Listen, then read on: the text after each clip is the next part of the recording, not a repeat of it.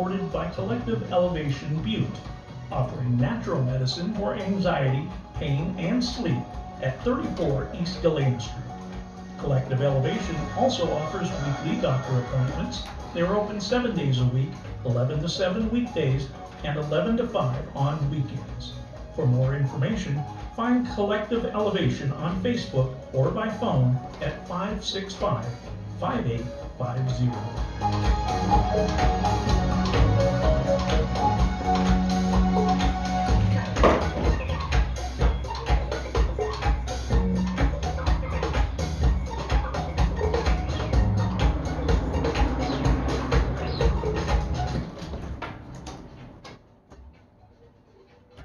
Thanks so much for tuning in today, folks.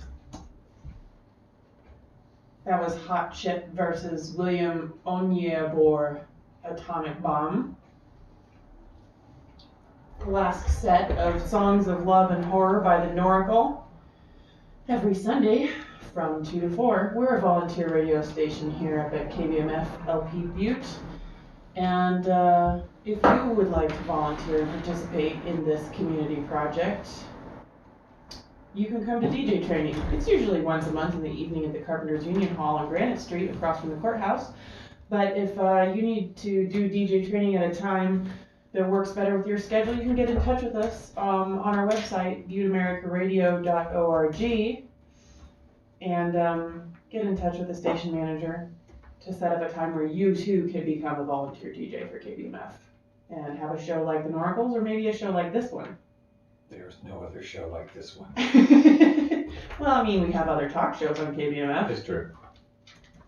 What show is this and who are you? I'm Red-Handed Jill, also known as Ainsley Sevier. I tend to only go by Red-Handed Jill on my kid co-hosted talk show Thursday afternoons. Right, it's good to keep those things separate. Right, that's my pirate-themed DJ name, and then I just use my regular name for Post-Orthodoxy, which is our talk show Sunday afternoons from 4 to 6.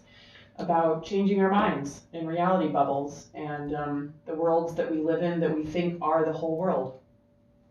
Yes, this is your citizen DJ, Dr. Sevier, here, co-piloting the ship. That's true.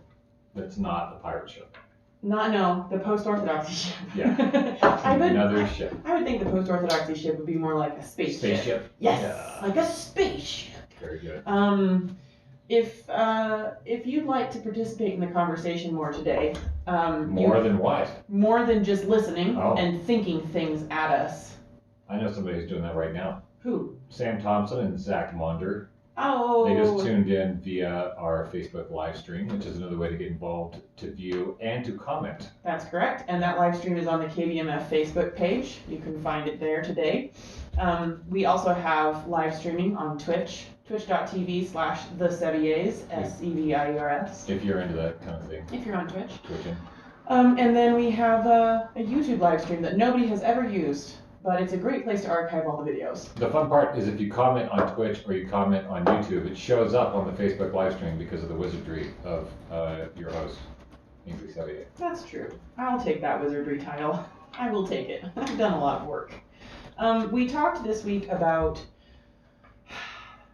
having an order to things so that we can get through all the stuff we want to get through on our show in 2 hours in a seemingly orderly fashion. I have our orderly fashion here. Oh, really good. Let's see, a review of last week. Oh yeah, we didn't get a text from Mokai. No letter from our foreign correspondent Mokai on our show about anarchy last week, which is interesting because you talked about South Africa a lot in your experiences of anarchy. We were hoping to go through last week's review, a letter from our foreign correspondent if you happen to send one. What our topic for today is going to be, have a section where we talk about solutions, proposals, people's stories about experiencing that reality bubble. And then you'd like to do a bit every day where we talk about your current top proposal alternative to the system we have right now, which is metamodernism. I'm diving into... Rather than postmodernism. Yeah, I'm diving into metamodernism. Let's do something else. There's some folks out there doing some thought on that. There's a whole philosophy. Yeah. I don't have a lot to say about that today. I think we can open up the door on that. But there was a post from Hansi Freinacht. that you'd like to read in your on meta-modernism Facebook. section? I'm not sure if I do want to read it. I may have to cherry pick it. Cherry picking sounds like you're changing what Hansi's saying. Yeah, it's a little. So Hansi Freinacht, who we are interviewing on the 17th, no, on the 19th, I think. on the 19th of this month. So we're super excited. yeah, an upcoming I guess show. that's kind of like our first celebrity interview. We've had some wonderful friends and colleagues and experts in the field come on the show. But as far as like celebrity philosophers. Hansi Freinacht has a whole list. So apparently he's got 2 books of a 6-volume series on metamodernism done. So he's got 4 more books he wants to do. Wow. And it's always like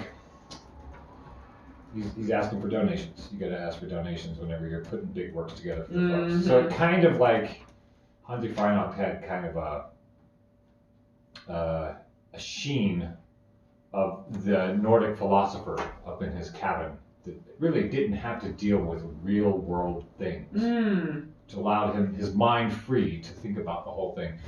But yeah, he's got to hustle some cash because he's got to get the other 4 books done. So isn't that always the way? It's nice. You know, my bubble popped, my little reality bubble pop of who Franzi Freinacht is in Wait, my are you brain. saying you felt a little depressed that he asked for money? Well, it popped my bubble a little bit, you know. And now it's fine. We need money to pay bills. I know. Well, I'm gonna have to do the same thing. It's tough when people that you admire are also people who need things. And that is a construct of the current reality, where you can't be admirable and also need things. And also have a boot on your car. That happens. It happens even to people who are admirable. Yes. So anyway, I'll touch on some of the Hansi Freinacht stuff at the end of the show. Okay. Do you want to, Matt? Was there more to the? No, that was our whole setup. Last week, this week, metamodernism solutions. So we don't have to dive back into last week so much because I got some street, what do you call it? Street feedback. Some street feedback on the show? Yeah. Of last week's show? Last week's show. Oh yeah, we can hear. A friend of mine was walking around, my friend Z, and I stopped to say hi to her, and she had this guy Nate with her, and I guess Nate helps the station out with IT sometimes, so he happened to be listening to our show last week, and he said it gave him a lot to think about, and he too also kind of thought anarchy meant chaos, and now he knows that the philosophy of anarchy doesn't actually mean chaos. Something more than the trope. But he was still kind of worried, like, what if somebody murders someone and anarchy doesn't have any leaders in place to punish the bad guys? Right, that's the funny part, is that you're still thinking through the lens of the previous anarchy, because then you won't have that concern if you know a little bit more about how the whole anarchy thing. Well, I mean, to me, it really just brings up this entrenched modern biblical idea that people are born with original sin. Terrible. Because Eve gave Adam the apple, everybody is born broken. We're all born sinful, and it's only through luck and like authority figures and religion that we don't steal and murder each other all the time. That makes me tired. Well, that's how a lot of people think. That's why so many people are tired. That's how a lot of people think. Yeah, 70% of America still calls themselves Christians. Yeah. And even people that don't call themselves Christians are still living in a realm full of Christian rules. Well, yeah, you still got to negotiate the world, and if most of the people around you are using the zeitgeist, it's kind of hard to get around it. Mm-hmm. And so even Nate, who kind of liked the idea of anarchy, the philosophy of anarchy, where people get together and have a consensus about how things should be run rather than authority figures telling you how things should be run, even he was still operating out of this idea that we can't have that because people are inherently broken and might murder each other. Whereas theoretically, if the philosophy of anarchy is being carried out to its full, everybody's taking time to communicate with each other healthfully and agree upon what's good for everyone, so why would somebody get murdered? Yes. Theoretically. I enjoyed last week's show. Yeah, that was fun. It was fun having Dr. Dave in the house. I feel like we definitely need to do it again. Dinah Olson McLeod says hello, and so does Sam Thompson. Thank you so much for joining Post-Orthodoxy today, guys. We have an Instagram now. Oh, super easy. Post-Orthodoxy. At Post-Orthodoxy. Very good. We picked a show name that nobody else is using for anything. Yeah. And Dark is starting a subreddit, so I feel like Oh, then don't say it, 'cause somebody we'll steal really it. have arrived on the internet at that point. Hey, Yes. hey, if they start a Post-Orthodoxy Then subreddit, I don't have to do it. then you don't have to go through all the work. Very good. Somebody start a Post-Orthodoxy subreddit. Because there's a lot more that goes into it than you realize. Yeah, I just thought I was going to hit a couple buttons, but there's thinking, Yeah. choices that need to be made. This is why my back is tired, because I just sit on a computer and Oh. just make choices and build things online. Well, I was excited about this week's show because we've had a number of engagements, communications, Mhm. discussions over the course of the week. Well, I'm like, oh, I can't wait till Sunday. I want I to talk know. about this. We add so many things to our list every week, and then we just have to pick one. I have to whittle it down. Mm-hmm. We have a range of things though this week. Well, and they all kind of relate. Post-Orthodoxy is about getting out of reality bubbles. Even more than that, essentially, it's about being aware That you're in one? that you're in a reality bubble. And everyone is. Right. And I understand that my reality bubbles, that I was born into, Christian reality bubbles. I might say that not everyone is Not everyone is what? in a reality bubble. I'm just saying. I'm considering what you said.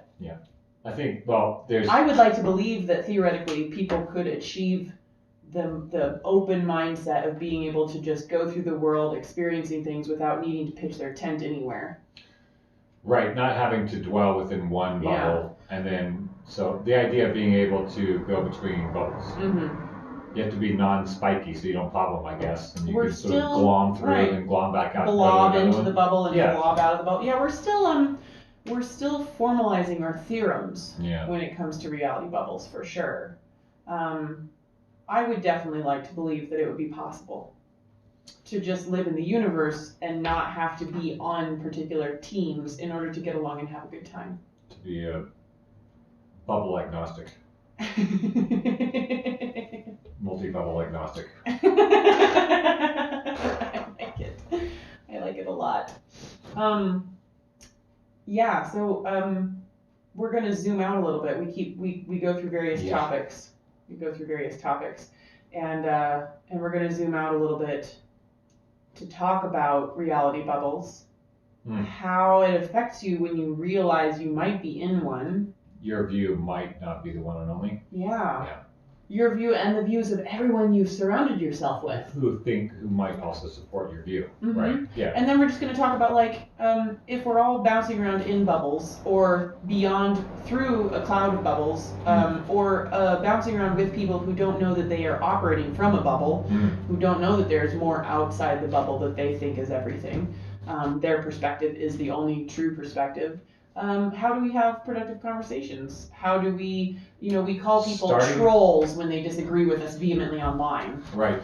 I want to get into that because and we're also going to talk about conspiracies. I want to talk about conspiracy and why conspiracy is the new heresy. It's the heresy of the modern age, the thing you just don't do.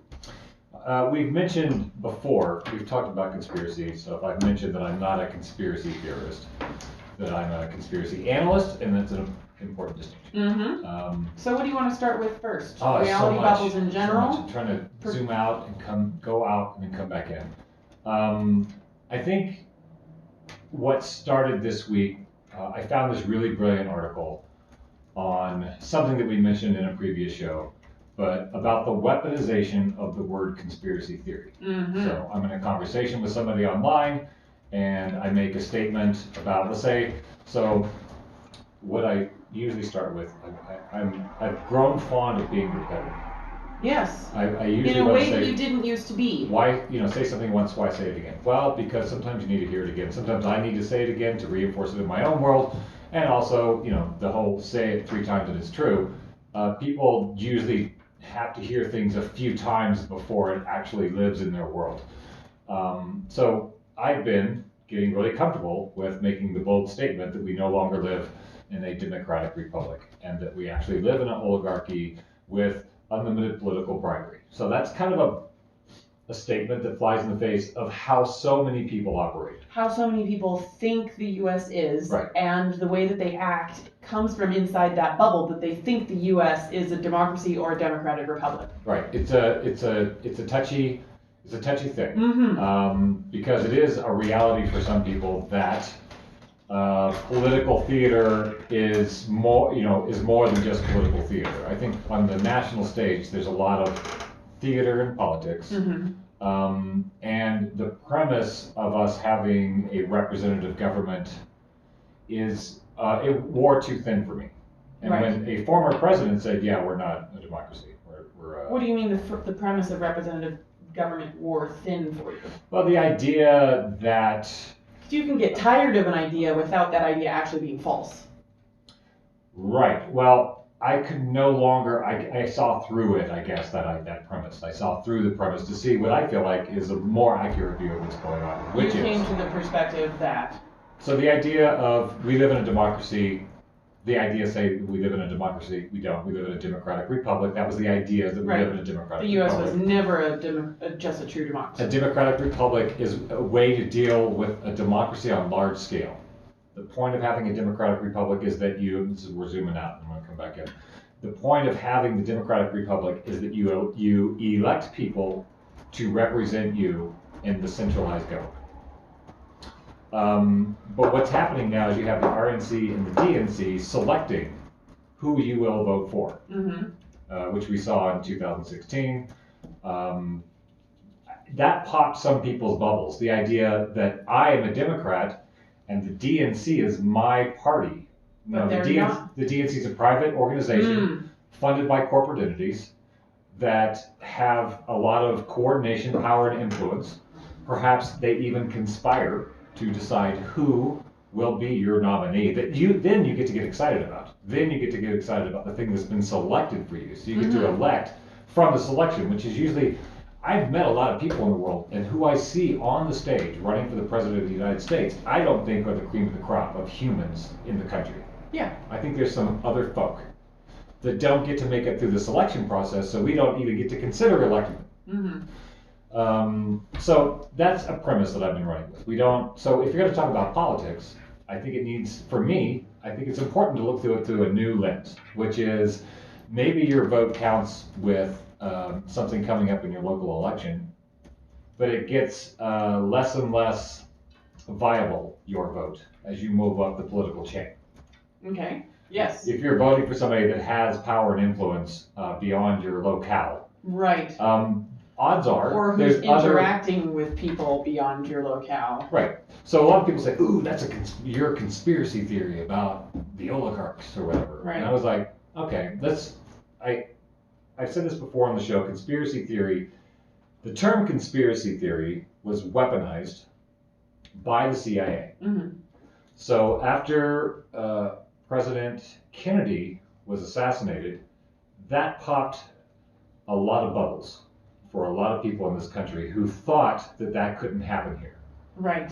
So Kennedy got assassinated. The story of how Kennedy got assassinated had holes in it for a lot of people.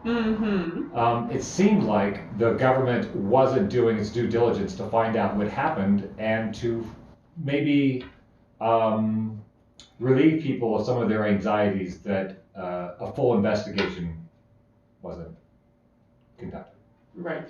So conspiracy people there were conspiracy people who were saying there's something else that happened other than the official story. So then in I think it was 65. Well, no, it wasn't conspiracy people. It was people who were thinking, I think there was a conspiracy. They weren't conspiracy people at the time, correct? Right. They were people who said... People who are sniffing out a problem are not conspiracy people. People right. who are sniffing out a problem are sniffing out a conspiracy. Important distinction. Yes. So then the CIA weaponized that term conspiracy theory so that if you talk about a conspiracy or you consider yourself a conspiracy theorist, that then basically discredits you because of the campaign that was done against it. And I'm going to read from this website real quick on this. Can we share that link in the yes, live stream for people who are listening on Facebook, Twitch, or YouTube? Right. I think I brought this up before, and I'm glad I was having this discussion with somebody the other day, and I found this article to talk about the weaponization of the term. And as you were saying, the term conspiracy theory is, I I'm so not as good as you at doing two things at once. That's all right.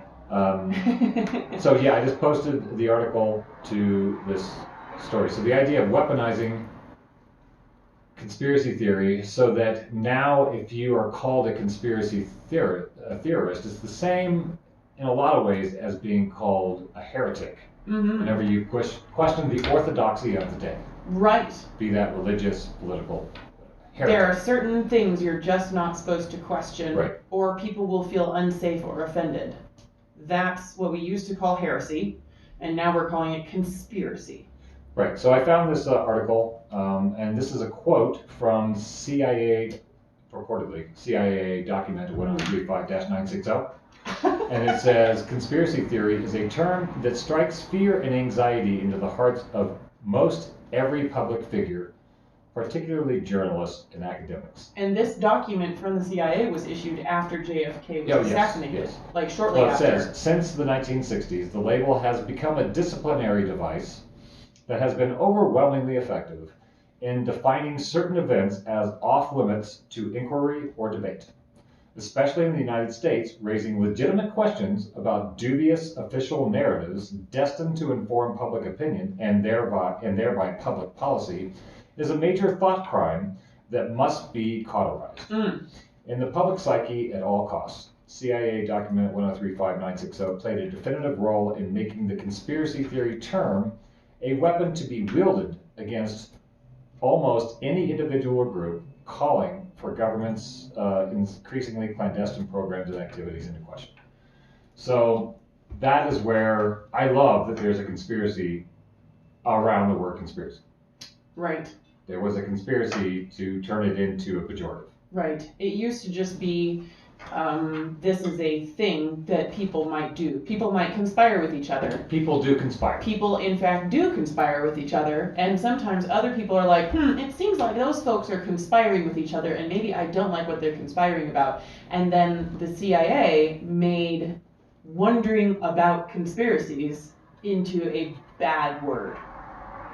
Yes. Conspiracy theorists. Let's marginalize that person. Let's marginalize and discredit the practice of wondering about conspiracies. They're a conspiracy nut. Oh boy. Right. You also found another article on the subject, which I pulled out. In defense of conspiracy theories and why the term is a misnomer. Yes, I just posted a link to that up. And from that article, it says that seeking a fixed definition to the term conspiracy theory may be an idle pursuit, since the real problem with the term is that although it lacks a fixed meaning, it does serve a fixed function. It's a function similar to that served by the term heresy in medieval Europe. In both cases, these are terms of propaganda used to stigmatize and marginalize people who have beliefs that conflict with officially sanctioned or orthodox beliefs of the time and place in question. So back in the day, if somebody was questioning something that you're just not supposed to question, we would say, heretic! Yes, and that'd get you stoned or something. Heresy! And I'm not talking about medical marijuana. Unfortunately. But now we just, when somebody's questioning, since religion isn't you as... dismiss them You by dismiss saying them and discredit them. you're dealing with fantasy. You're talking about, so that's the problem. Aliens. The first article that I posted, I sent it to somebody who had used the term on me. They called me, they said I was my crazy conspiracy theories. And so I said, well... that some politicians have been bribed. Right. Crazy conspiracy theory. Maybe some politicians could be bribed. Yeah. I guess was the thing that made me a conspiracy theorist. So no, conspiracy analyst, and yes, conspiracy, calling somebody a conspiracy theorist, or their story a conspiracy theory, is a dismissal of that person. Right. And I took umbrage. I found that to be a little insulting. Right. So when I found the article, I'd known about this weaponization of the word for a long time. But recently, when I found this article, this guy who writes this piece, this is off of the first thing that I posted, it's a French online journal called Mondialisation. I was wondering why everything on that article, on that page, was French except for what you were reading. Right. Thank you, Google Translate. And this is Dr. Gary Coles, Gary G. Coles, Kohls, wrote this in 2016. And so there were some interesting parts of this article that I found ironic. So I'm just going to read a couple of paragraphs. You can stop me if you have questions. This is where we get into the definition of trolls.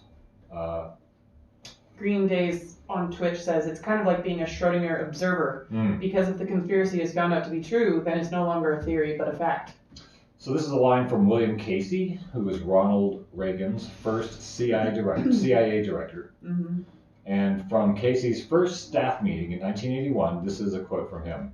"We'll know our disinformation program is complete when everything American public believes is false."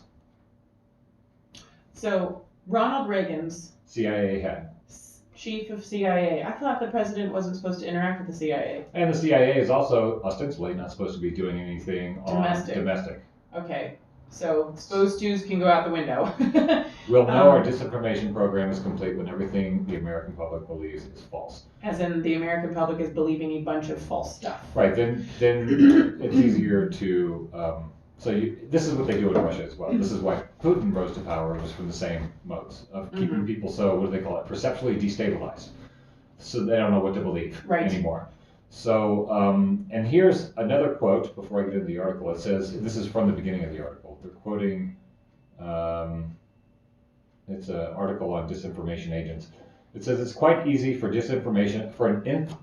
disinformation agent to spin a rich disinformation tale and then craft several different versions of the tale with new facts to support the story in each one. Who's saying that quote? This is from an article on disinformation agents. Okay. These tales are usually a good mix. It's in the article that I posted first link. These tales are usually a good mix of verifiable facts and cleverly designed lies, so that people who check the facts tend to believe the lies that are mixed in. And my experience of being a conspiracy theorist in the early 90s, conspiracy analyst. Before I was a conspiracy analyst. Oh, you were just wondering if there were conspiracies. I was a conspiracy nut. Right. I actually was sort of going down a rabbit hole because I popped out of an orthodoxy. Right, you'd gotten out of a bubble. I had been lied to about things, and then I needed to figure out what else I have been lied to about. Yeah. So then I started digging into some sort of... I don't know if being obsessive about something makes you a nut. Doesn't make you crazy. I'll put it in air quotes, because that's how I was perceived in the 1990s. So getting into that, it started maybe the political system isn't working in my best interest. Maybe was marijuana made illegal? You know, what is, there's all these stories, right? So what I found was finding really good information that I wasn't finding in any other mainstream sources. Nobody else that I knew was talking about this. So I would find some good information. And then I would find that same information, and then somebody would throw in reptilians or aliens or something, right? Right. So when the information goes out, rather than try to cover up the information, you just replicate the information in 6 or 7 different iterations. And add something that people think is nutso. That will discredit that piece of information. Maybe the JFK assassination was an inside job. Maybe the pyramids were built by aliens. What are you going to believe? Right. Astrid from Sweden says, according to dictionaries, a conspiracy is a secret plan or agreement to carry out an illegal or harmful act, especially with political motivation. It's true. Conspiracies are real things. Yes. People that wonder about conspiracies are real people asking questions that should be asked. Right. It's not nutso to wonder if you are safe.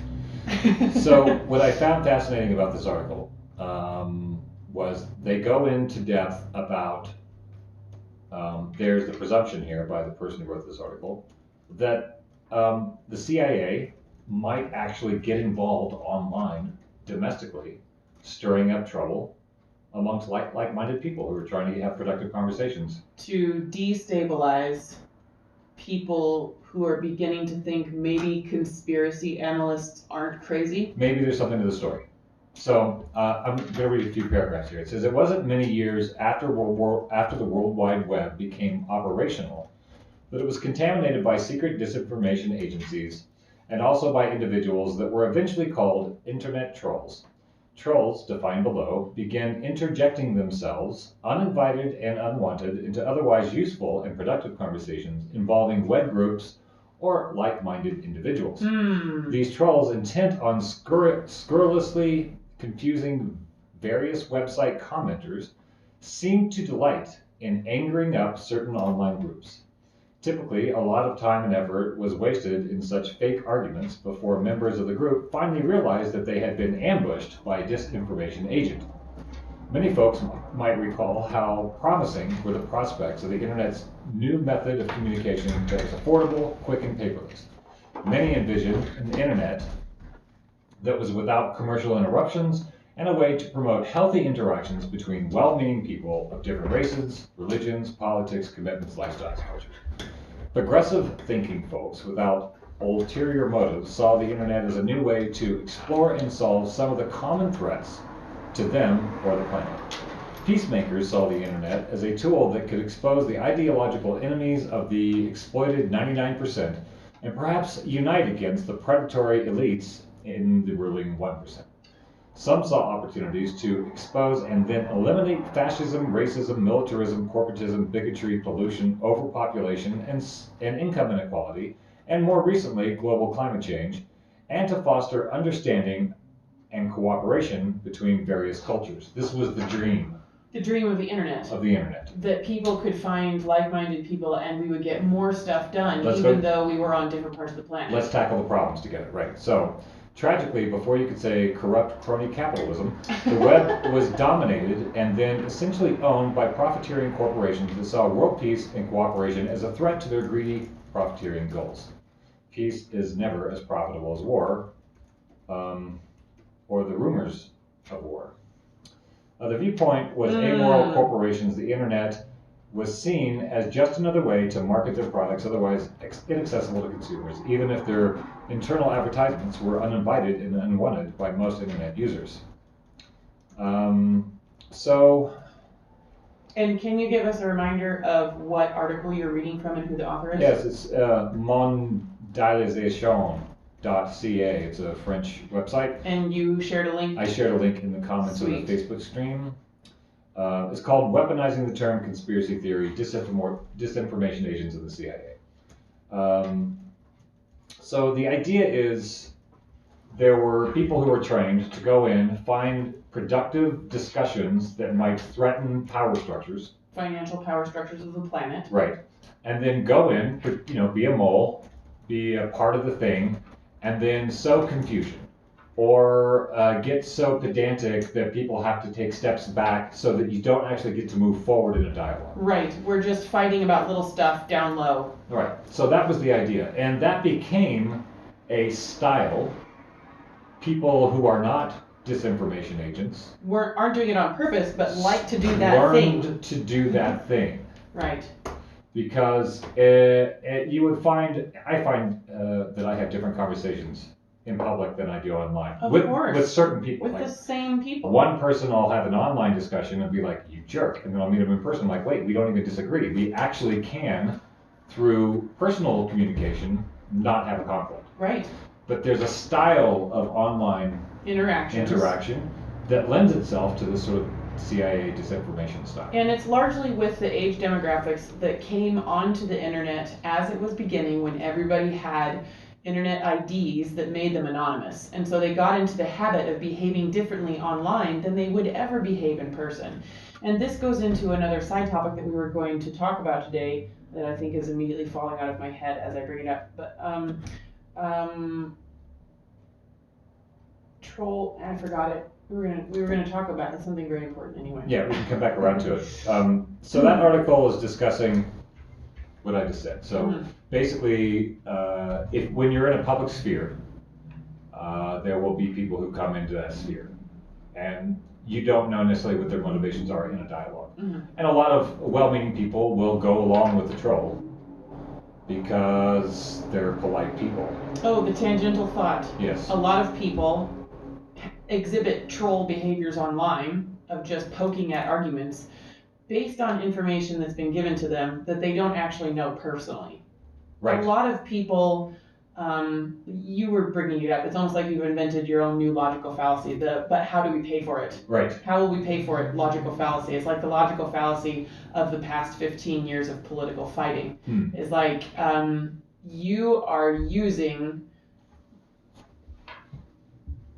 getting mad about, citizens are getting mad about things that are not actually their problems. Or their thoughts. But those problems or thoughts have been fed to them through the media.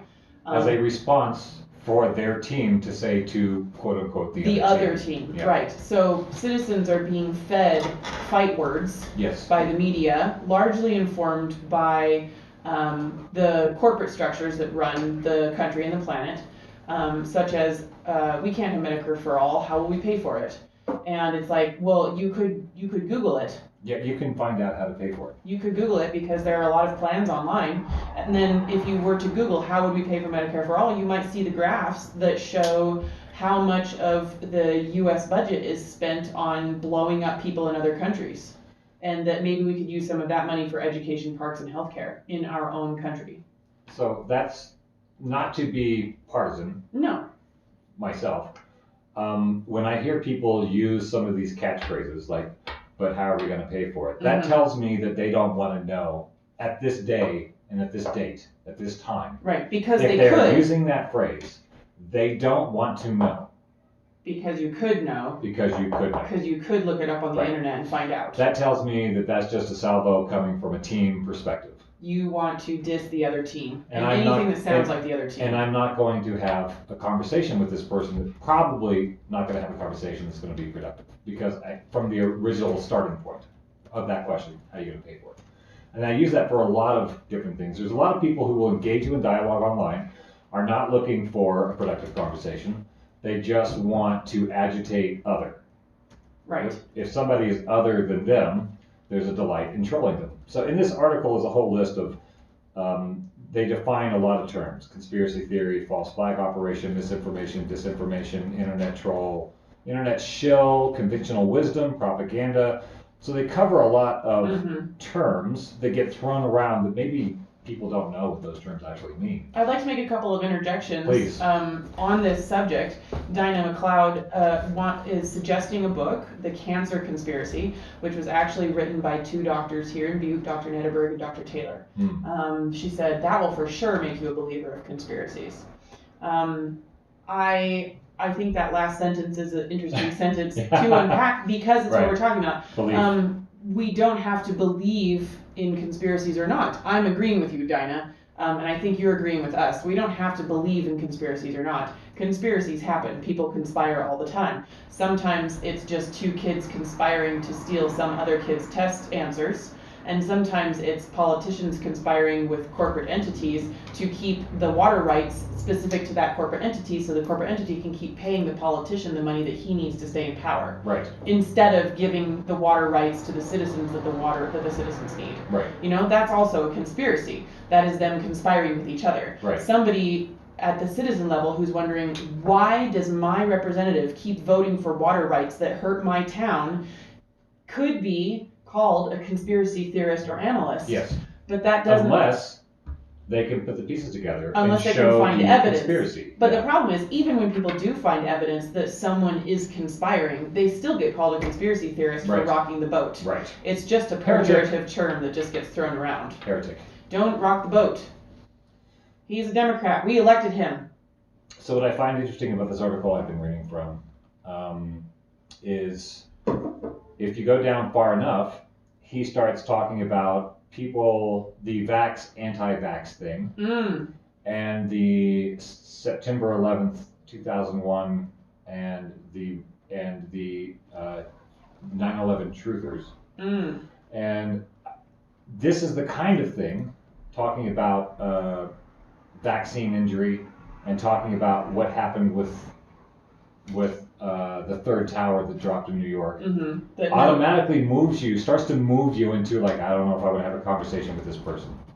Even though both of those stories are stories that, to me, don't fully check out. I haven't seen a full checked out version. Right. I don't feel good about the story of what happened on September 11th. I don't think George Bush did it. I don't know if it was Mossad who did it. It seems like demolition was used in the destruction of the buildings. I don't know what happened. Right. I just know that I don't jive with the official story. You've seen enough evidence that makes you feel squidgy inside about how a building collapses when an airplane hits it. Right, so if I start talking about September 11th, automatically a bunch of people are just going to not listen to people you. are going to start, I can see it going on in their heads. Mhm. Part of them are like, okay, what side are you landing on? Because that's going to decide whether or not I will give you any credence. Whether I will listen to anything else you say about anything else. So people who went down the rabbit hole of what happened on September 11th became heretics because they were conspiracy theorists, and now we no longer have to listen to those people.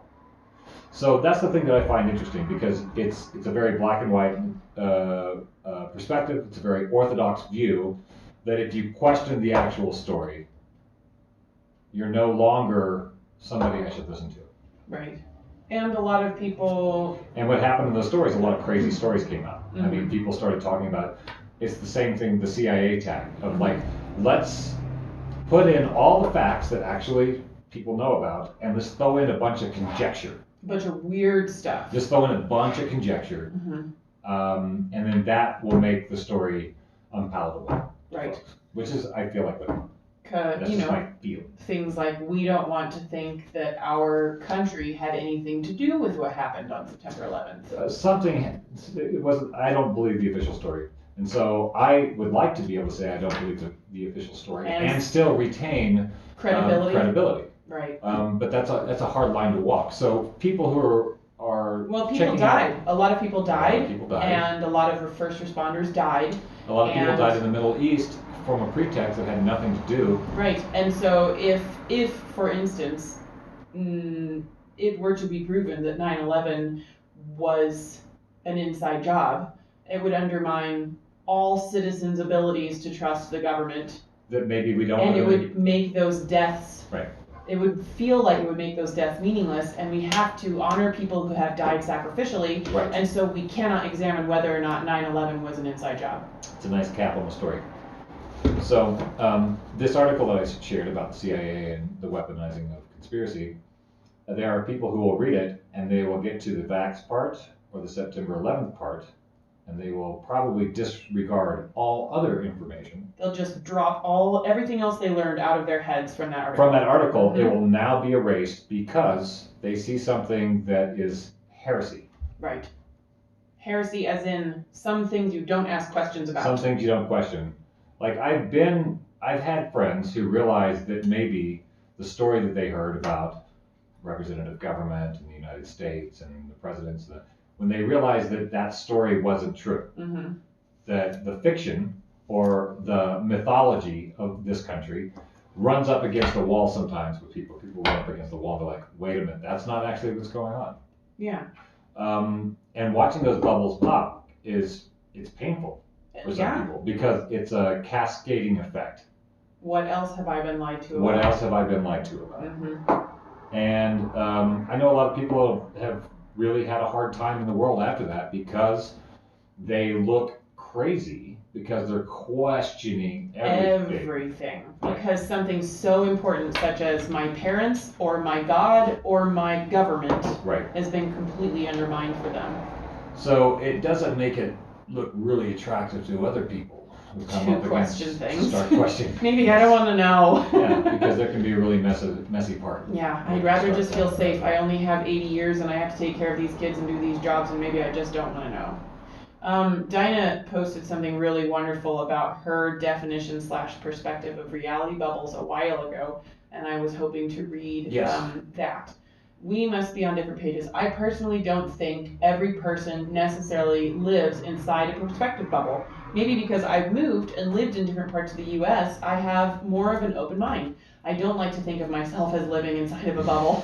Or maybe my brain's just not functioning today, LOL. I think, what's that effect where when you are becoming smarter, you don't think of yourself as smart, but when you are not as intelligent, you do think of yourself as intelligent? That's the Dunning-Kruger. Dunning-Kruger. Right. So I think Dinah is exhibiting a perfect example of the Dunning-Kruger effect right here, because she has experienced other reality bubbles and is open-minded enough to say, I'm aware that I might be living in a reality bubble and I don't want to, so I'm going to keep expanding my mind so that I can see other people's perspectives.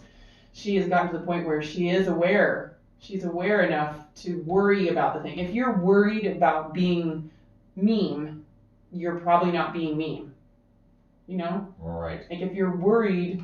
Well, moving is paramount because like the environmental bubble. Physically moving to Oklahoma different states is going to be very different than the environmental bubble of Portland. How people deal with their environment. It's a zeitgeist change. Like you're breaking taboos all the time and you don't know why, right? So that's an example of one bubble, but I think the bubbles are fractal.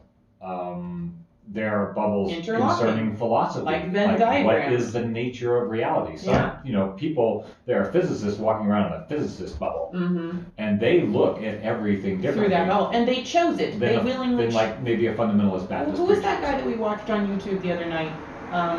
It was a long talk about his view of reality that he's come to. He was standing by a river the whole time, and he was talking about how he now. Oh, right. What was his perspective on reality? Oh. Space-time continuum or something like that? No, what was his thing? There is that. I forget. That nothing. It was basically like nothing is really happening. Nothing is real. It's it was. all... Oh, what was the thing that from his perspective, our idea of ourself is akin to when you look at your computer screen and you see the little file folder. Mm-hmm. You look at that and you're like, that's a file folder, and I have my book in that folder. I have things in that. Right. You know that's not an actual file, and you know your book is not in paper form in that file. It's a string of numbers somewhere. It's a convenience. Yeah. So you don't have to code all that, right? It's a convenience. So he says we're the same way, is that we're actually a lot of information, and that the icon of the human form is just an icon that helps us negotiate other icons, but we are not the icons. Consciousness has created certain consensuses. Yes. Where we all agree that we are going to perceive that string of universe code as an apple. Yes. And then when we come up against things like some people are colorblind and don't see a red apple. Right. You sort of feel a little jiggy. A little like, what? So wait, you see, one person may be born seeing completely different colors than you see. A lot of things are coming out on the internet lately where like some people can make a roaring thunderous sound happen in their eardrums voluntarily. Yes. They can voluntarily make a roaring sound like thunder, distant thunder happen in their ears, and they will do that at concerts or in loud gatherings where they're feeling like their ears are unprotected. They will cause a thunder sound to happen in their ears to protect their eardrums from the loud noise. And they didn't know everybody couldn't do that. Right. So that's a reality bubble. I was shocked when I found out my brother-in-law doesn't have images in his head. Like when I can imagine the thing that I'm thinking about. He doesn't have images in his head. Like when I tell him about an apple doesn't appear in his head. What? Right. What is he thinking then? Exactly. Okay. How is he thinking? Well, and there was another one I saw on Instagram. Well, that's also synesthesia. This is another example. Right. Like when I see 42, it's blue, and I see it in relation to 41 and 43. He doesn't see that. He doesn't have these systems of mental systems. Relating things to other things that you think. So, to bring it all back to what Dinah's saying, where she's like, I don't want to think that I live in bubbles. Right. I'm not using reality bubbles in a pejorative way. Right. I bubbles think frameworks are convenient. Frameworks help you feel safe. I think feeling safe is sometimes an admirable and restful thing to feel. I think frameworks can be really helpful. I think understanding other people's frameworks, perspectives, and reality bubbles help us be more neighborly with each other.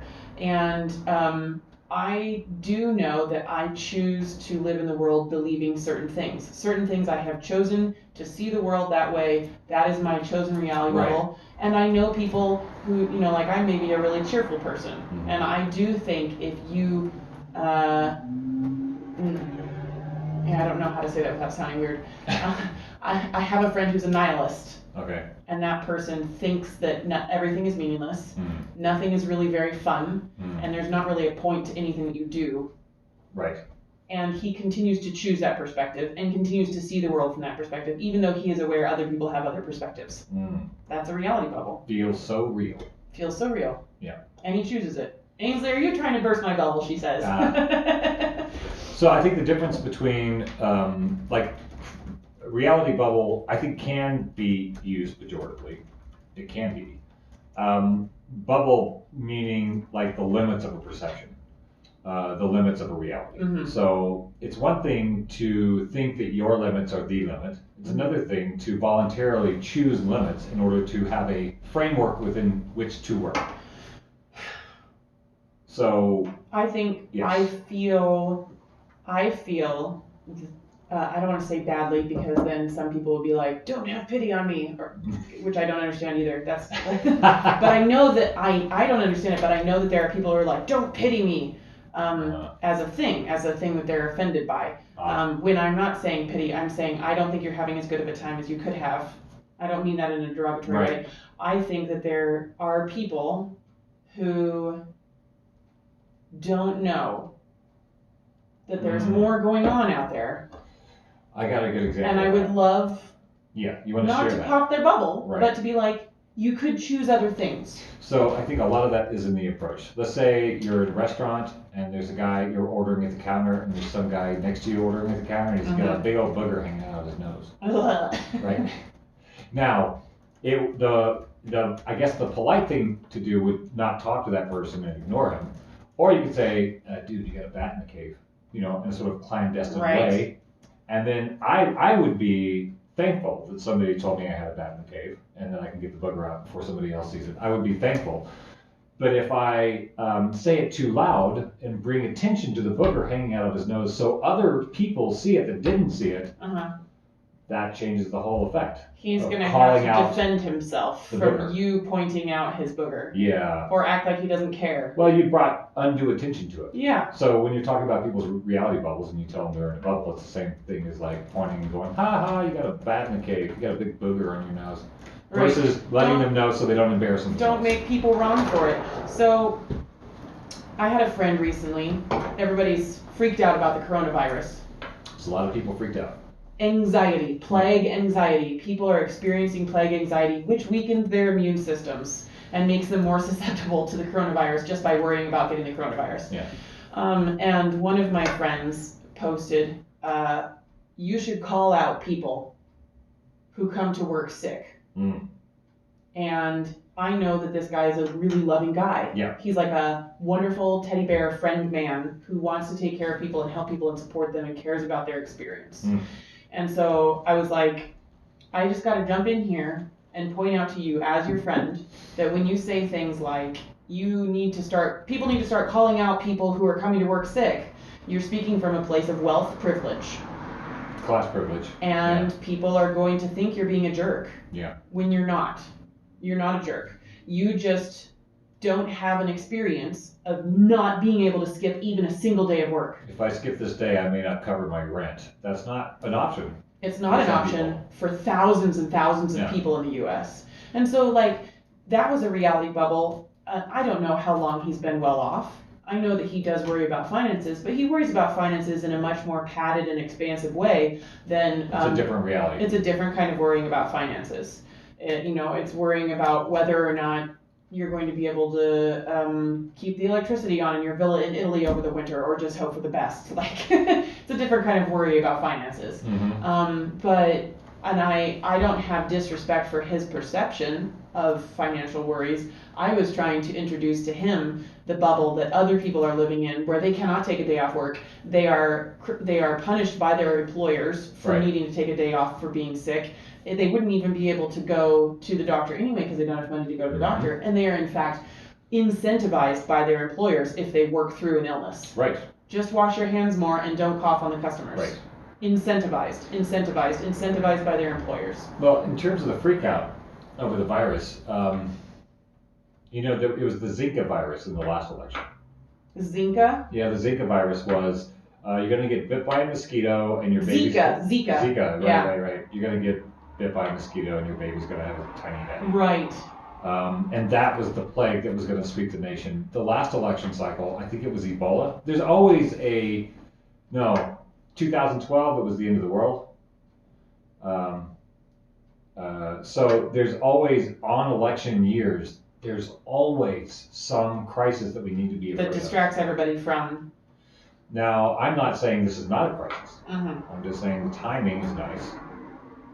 That we always Conspiracy theorists. we have something, and so people are much more fear-based in my experience. People are dealing with a lot more fear than they were in 2016 when they thought Hillary Clinton was going to be president. What do you mean they're dealing with more fear? People have been, we're dealing with a lot of Trump trauma with people. Mm-hmm. So there's a lot of anxiety about him getting another 4 more years, even though the private corporation called the DNC is making sure we get another moderate person in there. Right. Because they would rather have a moderate that preserves the system or Trump, who gives them an ugly thing to fight, than to have somebody who would challenge the system, which would be somebody like Bernie Sanders. Right. So it's coming up to the top of the hour, and I think what we did want to talk about the Elizabeth Warren traumas of the week. I have a lot of people in my feed that are processing what occurred. Yeah. And I want to talk about that in context of reality bubbles and how to put things into perspective so that it's not so traumatizing. I think that's very nice of you, and I feel like as a fledgling feminist, I should say something like, fledgling feminist? Can you even comfort women that a woman didn't get to be president as a man? Oh, geez. Right. I'm trying to think of the different bubbles that my friends are living in, and as I'm getting to know the feminism reality through which some people see everything, yeah, I had a little ding ding ding go off in my head of like, the man is going to comfort the women that a woman's not president. Then you can tell me. I'm on board. I'm on board with the conversation because I do want to provide my friends with some comfort and some perspectives. Right. And I want to provide my other friends with some compassion for how to be kind to their friends who are heartbroken that Elizabeth Warren suspended her campaign. Right. Yeah. And then we've got some great conversations. Some great comments. Our Facebook live stream cut out briefly, and because Facebook is a horrible streaming platform, it started a whole new live video when it came back online. And some people are still commenting on our previous video, so I'm having to go and find those and bring them to our new stream. And so we've got some really great commentary from Astrid and Dinah and Dr. Dave that I want to talk about when we get back. Do you have a song for us to play at the top of the hour? Sure, let's find something. I need to get plugged in. You have the auxiliary right over there. Astrid says, also being 2 weeks off work due to being infected by the corona or other flu will dig holes in your wallet. Exactly. That's what we're talking about here. And Dinah says, yes, every big election there is some type of virus. Definitely a conspiracy going on with the big pharmas. Yeah, I can't say it's definite myself, but I've been through a few election cycles, and this is not a new phenomenon. Astrid brought up a good point. What do you mean that there's a virus at elections? You are aware the virus is all over the world, not just the U.S., right? So let me tell you, Astrid, real quick. In the U.S., and you've brought this up several times before, in the U.S., we basically just hear about ourselves all the time. Yes. People who just watch mainstream media in the U.S., which is most people, Fox News, MSNBC, etc., Times, basically only hear about stuff going on in the U.S. all the time. And are unaware that there are horrible things and wonderful things going on the rest of the planet, except for tiny little bits on the BBC or NPR if they happen to be excessively woke and aren't just listening to a country music channel all day long. Most people in the U.S. are only hearing about stuff going on in the U.S., and that's why we kind of think we're top stuff. So we have viruses that go around the world periodically. It's not the virus that is the thing, it's the hype around the virus. It's that the U.S. is heavily aware of it in a way that they normally aren't. The world is going to end because of this virus. Right. And that's what they do with every virus. This may be the end. Buy your O's in 5-gallon buckets and store them in the basement.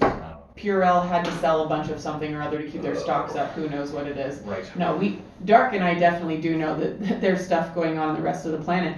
But U.S. citizens in general live in a reality bubble that is mostly news about the U.S. all the time.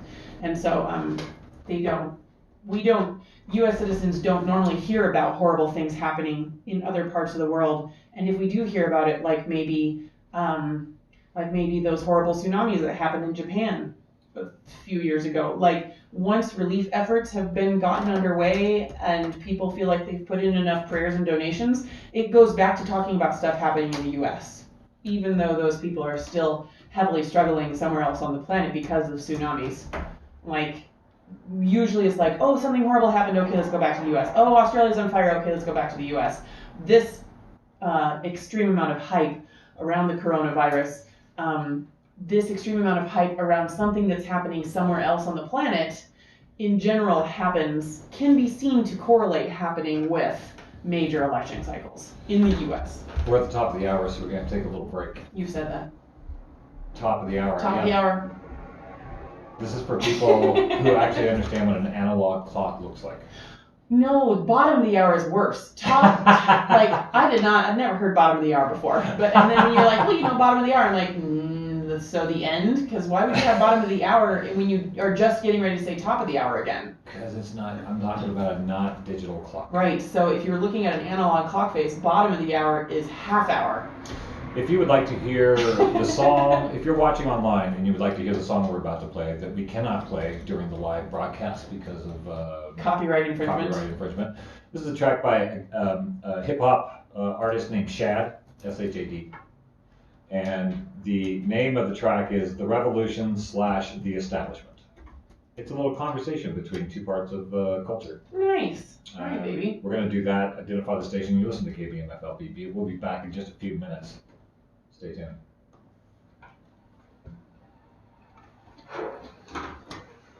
Oh, that's nice. Yeah. All right, babies. I'm going to share this with you.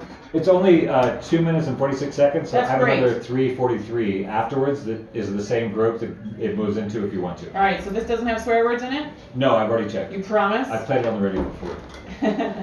I have the lyrics up in my feed, so. Awesome. All right, and I'm going to... So I pulled some comments from the first half of the live stream.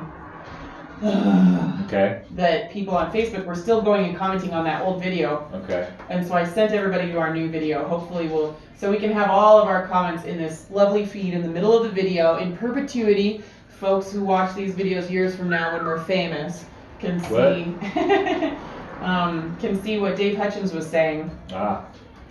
So we're going to cover this in the next hour. Yeah, we're going to get to the comments. Yep. And then we'll go to the Elizabeth Warren trauma. Yeah. Response team. So much trauma. Yeah. So many people are traumatized. And not just about Elizabeth Warren, like... Yes. Everybody's got trauma. Yeah.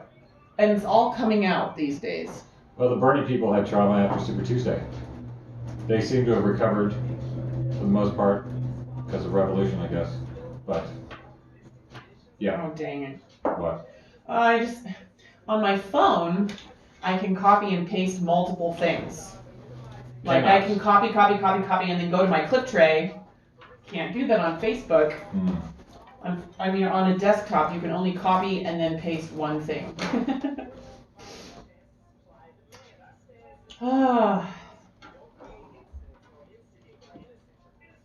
I'm not going to get up. I'm just going to stay in the zone. Okay, very good.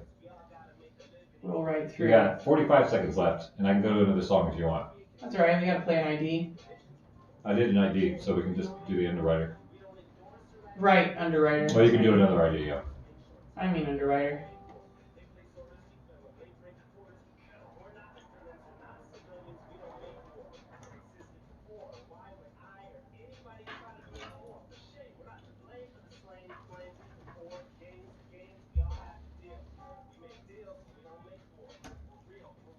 Almost done? 12 seconds. Pray more.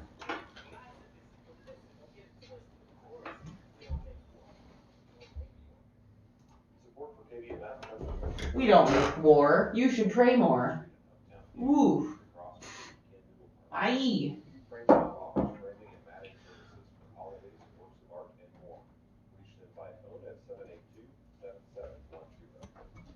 And we're back. You're listening to Post-Orthodoxy on KBMF LP Butte This is a talk show weekly, Sundays from 4 to 6. MST, Mountain Time. Yeah. I was trying to say Montana Time. Montana Time. Yeah. Montana Time, MST, about changing our minds. Montana means mountain. That's lovely. So both are correct. So we've been talking about trolls, conspiracies, conspiracy theorists, reality bubbles in general. We're kind of just, it's just the a largely weaponization of the word conspiracy. Demonization of the word Yeah. conspiracy. The dismission? Yeah, sure.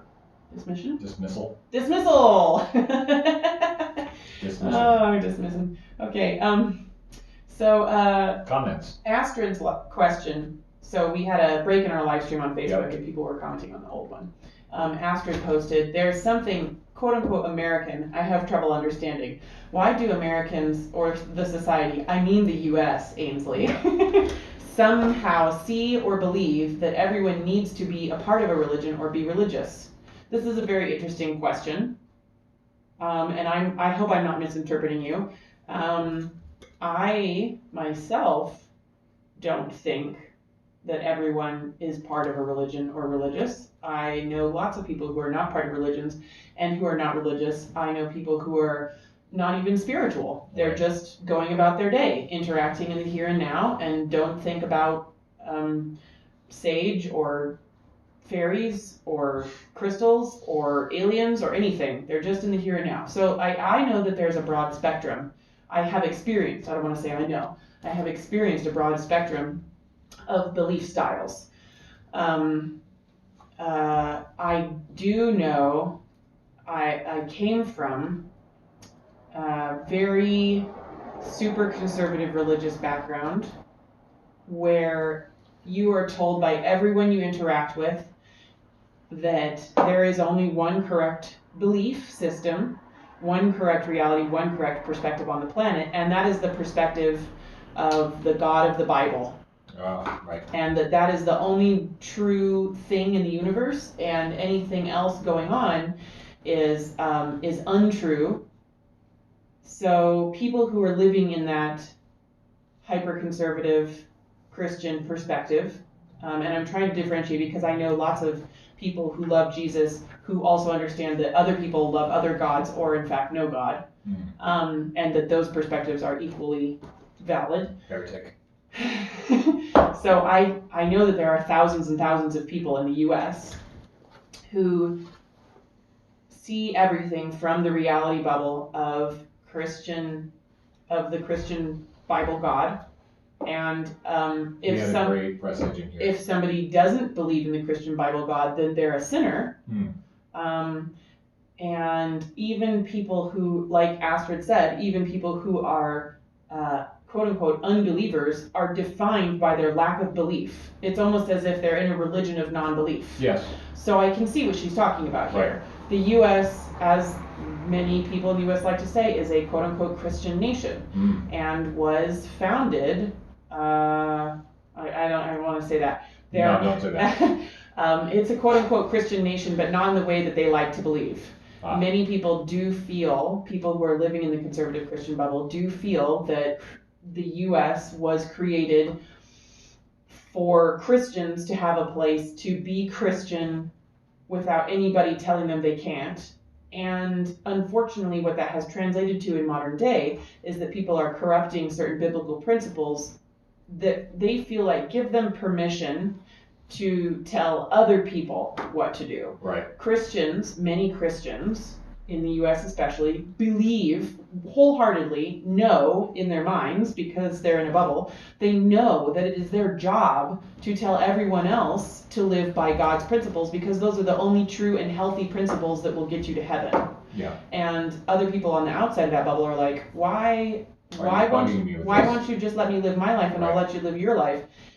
Without realizing that what it's like inside the Christian bubble is that it's literally my job to save you from your bad decisions. Right. That's a rough one. I'm glad you have that answer. Well, I'm fresh out of it. I'm only 4 or 5 years out of thinking that the way I see the universe is the only right way to see the whole universe. And so I can still remember what that feels like. And I guess, have compassion for people on both sides. Did you just put those angry faces on our live stream? I do angry faces every week. Just I forgot to do it this week. So Astrid, I hope that answers your question. I'm interested in diversity on our timeline. Yeah, and plus maybe if it has an angry face, more people will watch it, you know? Controversy happened here. I see angry faces. Must be interesting. Right, yes. Dinah says they call that brainwashing, question mark? Yes. You don't think you're being brainwashed. You don't think you're being brainwashed when you're in it. You're being conditioned. Yeah, I guess it is brainwashing. You're being prepared. But you only know it's brainwashing if you ever get out of it. You have to brainwash yourself afterwards. Yeah. Brain rewashing. Sullying. And then you have to wash it afterwards. But yeah, I mean, like, that's the thing, Dinah, is like, you don't know that you're being brainwashed when you're in it because the viewpoint is so all-encompassing and there are answers for everything. There's people listening to this show right now that are brainwashed into another brainwashed. And are maybe mad or leaving because they feel like we're tempting them away from their beliefs. And that brainwashing may not necessarily, it may not be malignant. Right. You may have a fine time with that. The people who brainwashed you might not be knowing that they're brainwashing you. They also believe what they believe. They're happy to be in their bubble, in that world. And I think that's where the religious freedom conversation should come down to. Right. Is you are perfectly allowed to be in your bubble of your religion. You should not think that your religion enables you or permits you to say things about somebody else's chosen bubble. Wow. But unfortunately, have some respect. Biblical principles do say go out into the world and teach everybody the things I've told you. So we're going to just kind of keep having that struggle with conservative Christians. Sure. That it's their job, because they love people, to teach them how to get into heaven. Right. So unfortunately, thank you for that question, Astrid. Dinah says, she loves our conversations, and I really appreciate people saying positive things like that. Yeah. It keeps me going. Dave Hutchins' comment from the previous stream. Okay, what do you say? You mentioned a phenomenon I think is interesting and experienced often. I try to be open-minded and investigate questionable narratives, and sometimes I end up on the side of people with fringe theories I don't believe at all. Gotta be careful, Dave. If you open your mind too much, your brain will fall out. It'll fall out.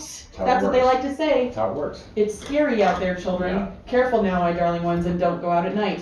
For example, Dave says, I don't think mandatory vaccination is acceptable. I believe in informed consent. Right. But then I end up on the side of the argument with people who claim vaccines cause autism, even though Dave feels there's no evidence of this. Parenthetical. My scientist colleagues fall on the other side. How did I end up here? Bubbles. Right. And then, unfortunately, if you start talking about informed consent for vaccines, people are going to be like, why do you think it's okay for somebody to bring their sick child to my child's school where my child is healthy and your sick child is going to get my child? And it's like, Dave's like, whoa. It seems like I didn't say any of that. Yeah, if your child is vaccinated, that it shouldn't matter if the other child wasn't. Anti-vaxxer. Whatever.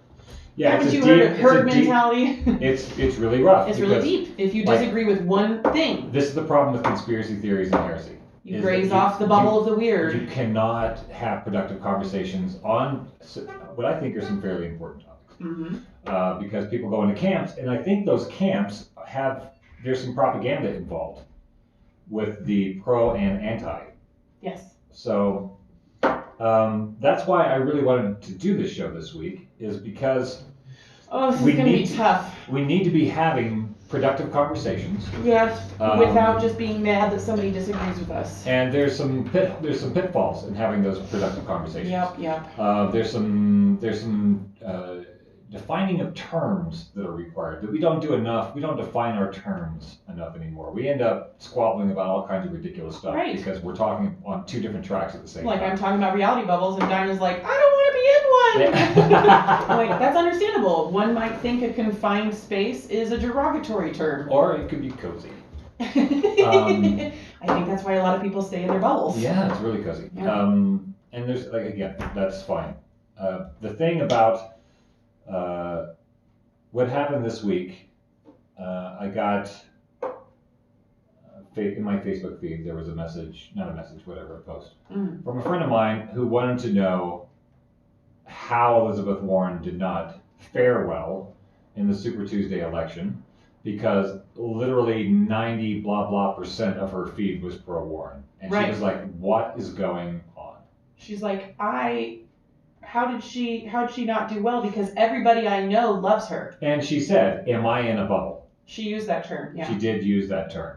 So the fascinating part about social media is it allows us to cater our reality.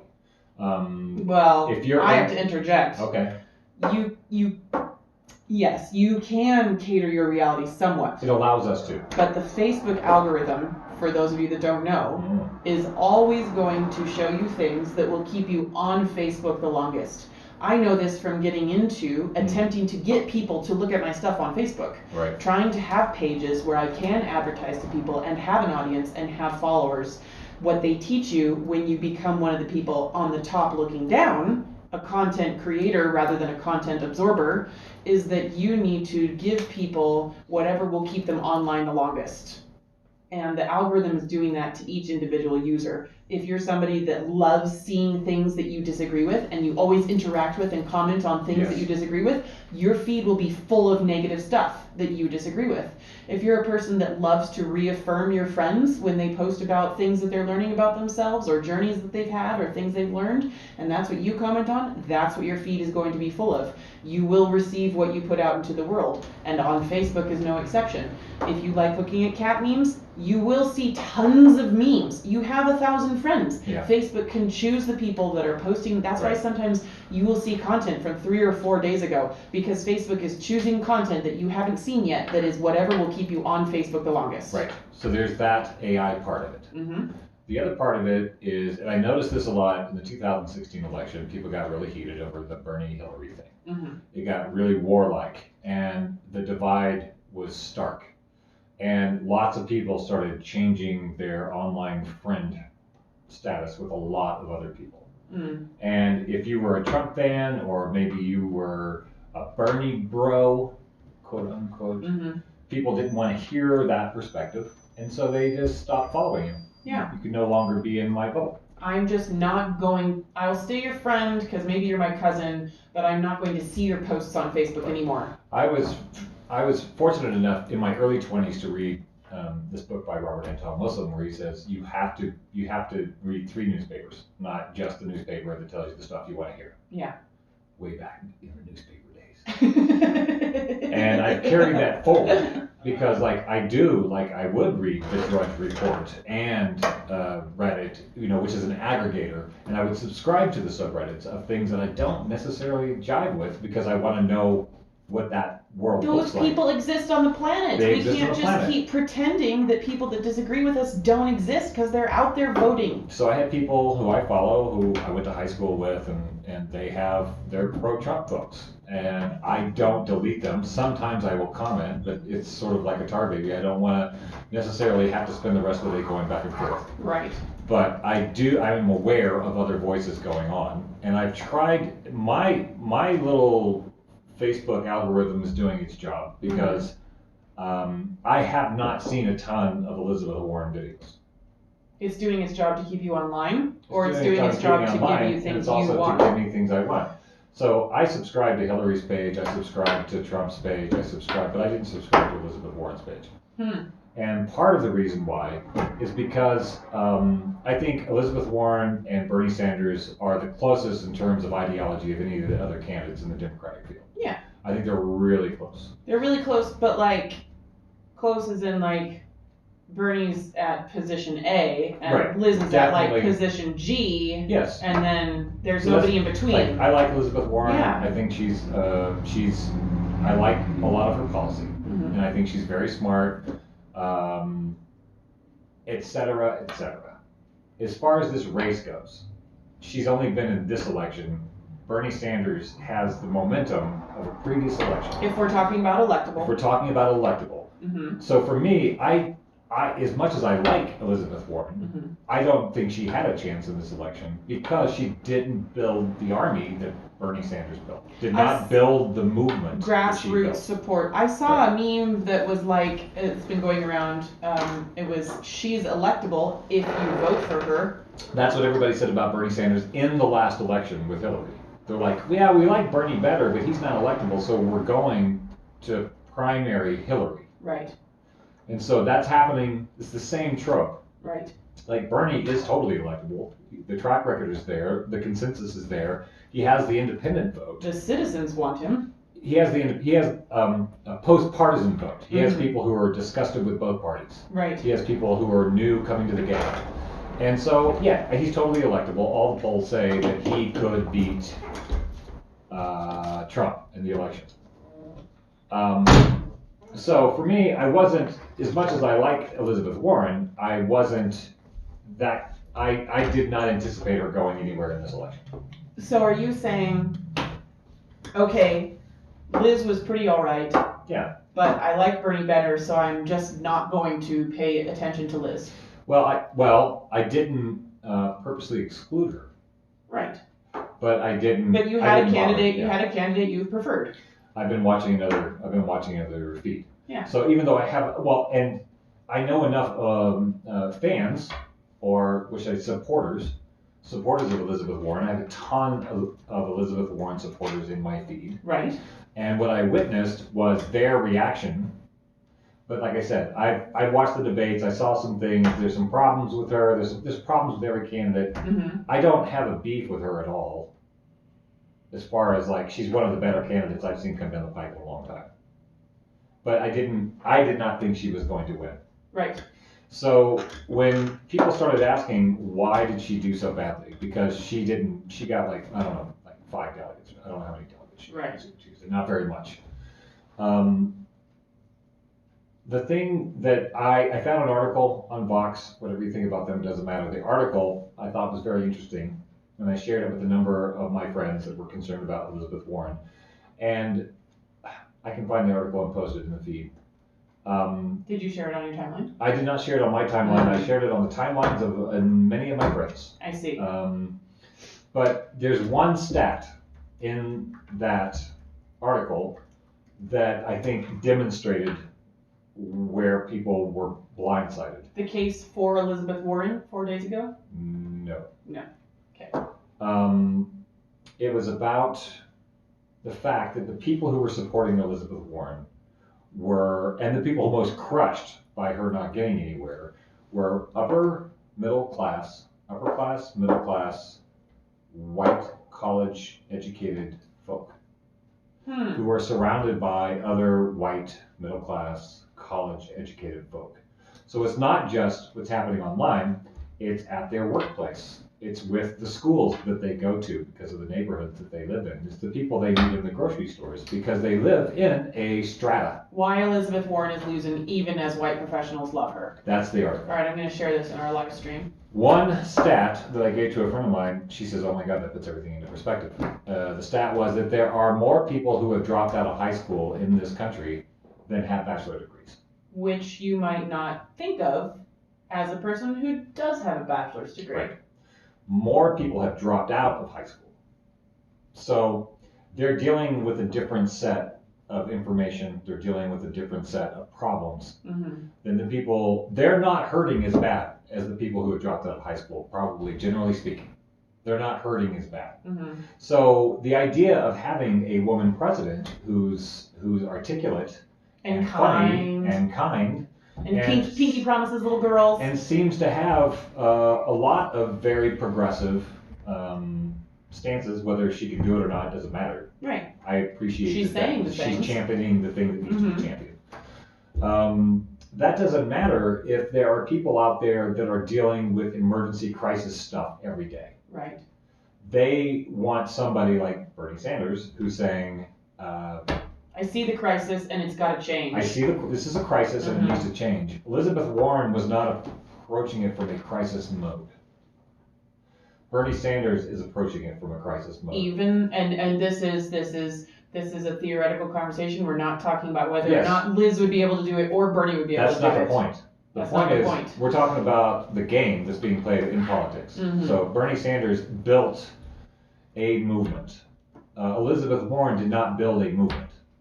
Even though the people that love her feel like there's a movement because it's a respectable, kind, wonderful woman getting really close to the presidency finally. So Hillary might have been a great step in the right direction, but she wasn't really like kind or very respectable. Yeah.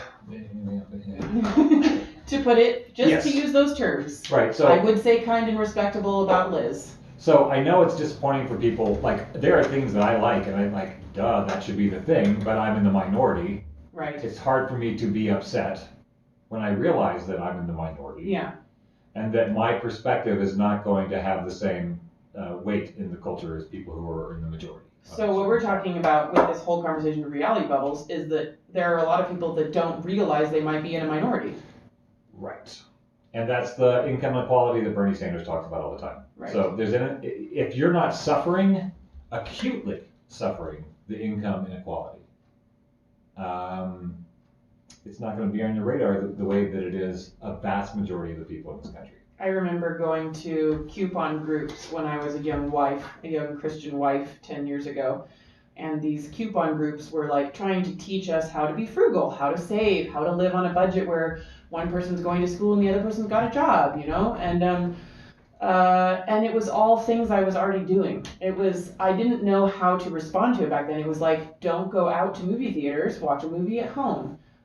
Don't go out to restaurants, make food at home. Right. Don't go to Starbucks, make yourself coffee at home, and here are some nice recipes.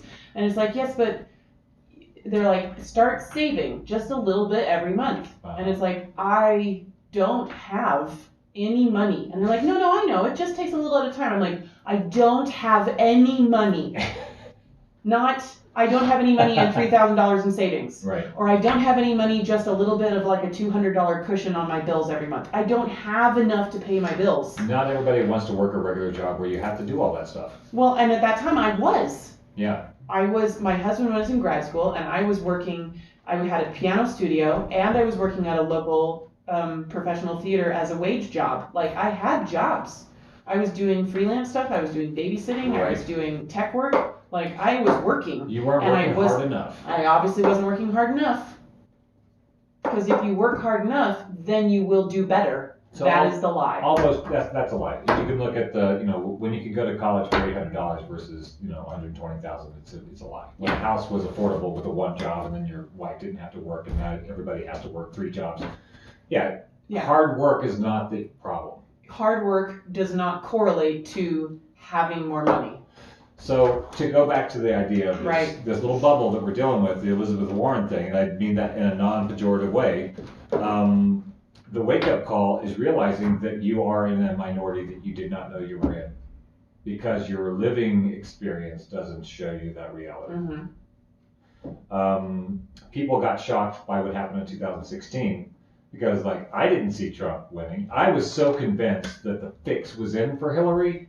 Right. I was so convinced. I'm like, of course, they've set her up to win. She set herself up to win. They set her up. When I say they, the DNC, there was collusion between the party and her to get her the nomination. Right. And we've seen the emails. There was the elevation of Donald Trump in order to make her look better and make her more electable, which backfired. Right. That's not a conspiracy theory. That's what happened. That was a conspiracy. It was a conspiracy that happened. It's not a theory. So I was convinced that the conspiracy, would work. I was aware it was a conspiracy. Our Facebook viewers just went from 12 to 6. Right, there you go. So the conspiracy... There's a white dude speaking badly about women. Right, yeah, sexist. So when Trump won, I was surprised. I was shocked. But I wasn't in the way that some other people were. Because I didn't think she didn't win because of sexism. I thought that she didn't win because of arrogance. She didn't win because she didn't do the work that was required. She didn't campaign with the people, with the citizens. She's in a bubble. The deplorables, she talked about all these poor people being the deplorables, and people realize the deplorables are a lot of people. Yeah. I wish I could share images in our Facebook live stream, but it would maybe be helpful to your perspectives, dear listeners, to look up some charts of wealth brackets in the U.S. or income brackets in the U.S. Because over 3/4 of the U.S. citizen base makes less than $90,000 a year. Yeah. over 3/4 of U.S. citizens makes less than $90,000 a year. And most of them make less, like half of those make less than $40,000 a year. Right. We think we're a middle class society, but we're not. So without going down, like I don't want to, I'm not saying this stuff as like campaigning for Bernie. I'm just looking at the pieces on the board. Mm-hmm. And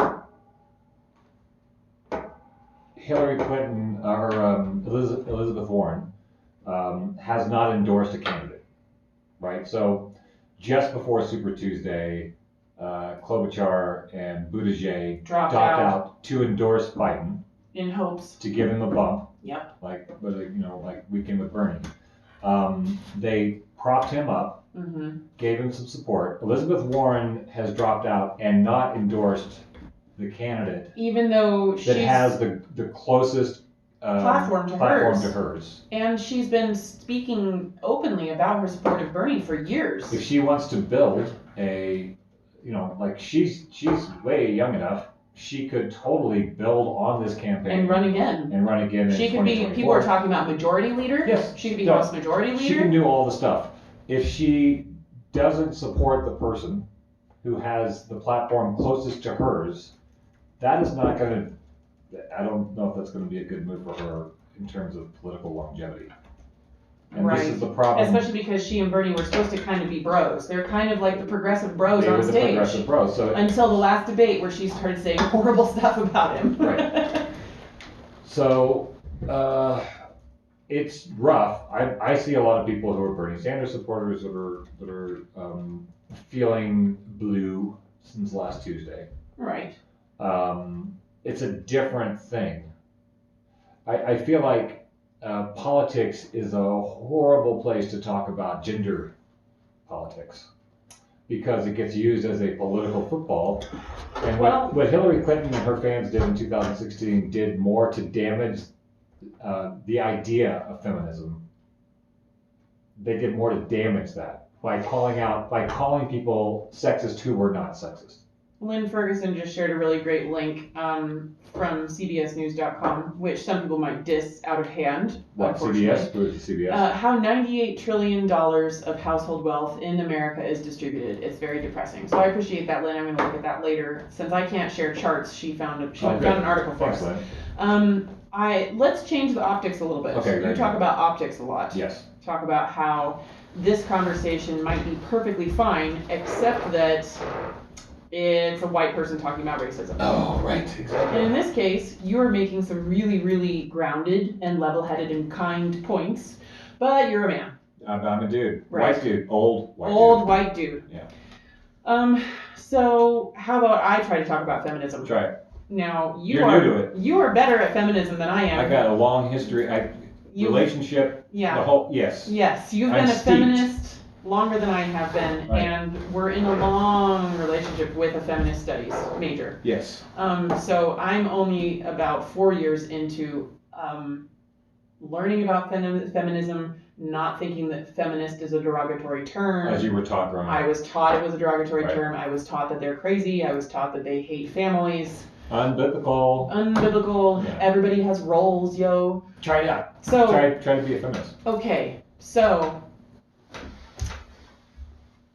I don't even know where to start. So I'm thinking of two friends. One friend, I would say, is struggling financially, not middle class. I would probably call the other friend lower middle class. She and her husband both have doctorates. All right. In music and jobs at universities, and they just bought a house.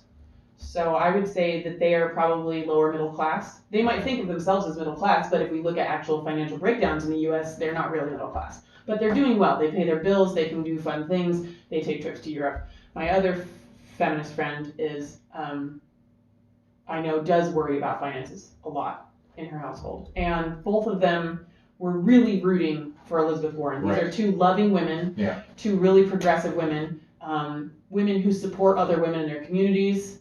My more financially, just to differentiate them without using any other indicators. My more financially well-off friend is a female composer's musician studying person. Like she's written the book on some lady from Smythe, some musician female named Smythe that was like more prolific than Bach that nobody talks about. Right. Like literally written the book. And then this other lady is just like a super wonderful emotional support for other women. And they were going to vote for Warren. Warren was going to win. Warren was going to get the nomination. Like in their minds and from their timelines. There's hope involved in that, yeah. They were just like, they knew enough of their friends were going to vote for Warren, and they could see how well she presents herself. She doesn't stumble over her words. She has an answer for everything that's concise and kind.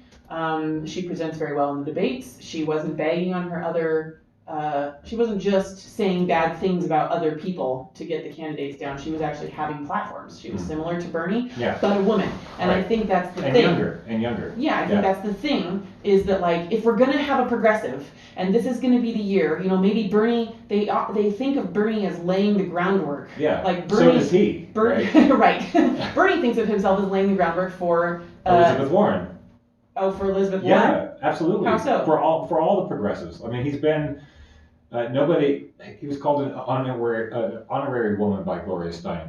Like, he's been in the fight for equality his entire life. Racial and gender equality. And his whole thing is, it's not me, it's us. Right. Like, we're doing this. Right. I'm the guy that keeps asking for money and people keep giving it to me, but it's not about me, it's not about the president. It's about the things that we're trying to push through. It's about House seats, it's about city council seats, it's about moving progressive ideas forward.